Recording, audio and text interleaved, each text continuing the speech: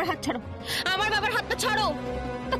তোমার এত স্পর্ধা হয় কি করে? তুমি আমার সামনে দাঁড়িয়ে আমার স্ত্রীর গায়ে হাত তুলেছো, তোমার মায়ের গায়ে হাত দিচ্ছ। অনুরাগের ছোঁয়া ধারাবাহিকের আজকের পর্ব। ধারাবাহিকের শুরুতে আমরা দেখতে পাই পূজা মণ্ডপের অনুষ্ঠানে দীপা পাড়ার লোকদের বলে যেভাবেই হোক আপনারা মঞ্চ থেকে মানুষগুলোকে সরিয়ে দিন এবং ডাক্তারবাবুকে ওখান থেকে বের করতে হবে। অন্যদিকে আমরা দেখতে পাই বাঙালি গান গেয়ে অনুষ্ঠানটি শুরু করার জন্য অ্যানাউন্সমেন্ট করা হয়। সেখানে ডক্টর সূর্য সেনগুপ্ত বাঙালি গান গেয়ে বাঙালি গানের মাধ্যমে অনুষ্ঠানটা শুরু করেন। এদিকে ছোট লাবণ্য দীপাকে আড়াল থেকে দেখতে পেয়ে ছদ্মবেশী রুডির ব্যাপারে সব কিছু বলতে দৌড়ে যায়। তখন এই রুডি এসে লাবণ্যকে ভয় দেখায় এবং বলে, পাকা বুড়ি তুমি অনেক পাকা হয়ে গেছো, তুমি যদি সবাইকে সবটা বলে দাও তাহলে কিন্তু আমি সবাইকে শেষ করে দেব। তখন লাবণ্য মনে মনে ভাবে, এখন আমি কাকে বলবো, ভালো মাও তো এখান থেকে চলে গেল। এরপর সামনের মঞ্চে আমরা দেখতে পাই বিভিন্ন ধরনের নৃত্য পরিবেশন এবং বাঙালি গানের মাধ্যমে অনুষ্ঠান পরিচালনা করা হয়। অন্যদিকে আমরা দেখতে পাই রুডি লাবণ্যকে নিয়ে গিয়ে একটা রুমে আটকে রাখে এবং বলে, তুমি এখানে পচে মরবে, কাউকে বলার সুযোগ পাবে না।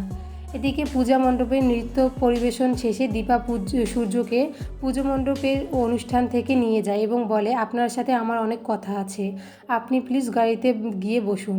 পরবর্তীতে আমরা দেখতে পাই সূর্যকে না পেয়ে বাড়ির সবাই খুব টেনশন করে এবং কুন্তলা তার পালিত গুন্ডাদের ফোন করে জানায় দীপা এবং সূর্য পালিয়েছে, তারা যেন দীপা সূর্যকে আটকায়। পরের পর্বে আমরা দেখতে পাই দীপা সূর্যকে সব কিছু মনে করানোর জন্য আগের কিছু স্মৃতি বলে, এমনকি এটা বলে যে আপনি আমাকে মনে করতে চান কিন্তু কেন জানি না শুধু ভুলে যান। যখন আপনি পুজোর অনুষ্ঠানে সাজানো ফুলগুলো ছুঁয়ে দেখছিলেন তখন মনে হলো আপনি আমাকে স্পর্শ করলেন। আপনার কাছে আমি যাওয়ার জন্য কি করেছি আপনার ধারণা নেই। আমি যতবারই আপনার কাছে যাওয়ার চেষ্টা করেছি, গিয়েছিও, কিন্তু বেশিক্ষণ থাকতে পারিনি। আপনার কাছে যাওয়ার লক্ষবার চেষ্টা করেছি, সব সময় শুধু একটাই জানতে চেয়েছি আপনি ঠিক আছেন কি না। তখন সূর্য বলে, তার মানে তুমি আমার দীপা? আমি বারবার মনে করতে চাই কিন্তু কেন জানি না হারিয়ে যাও। এরপর দীপা বলে, আমি সব কিছু ঠিক করে দেব।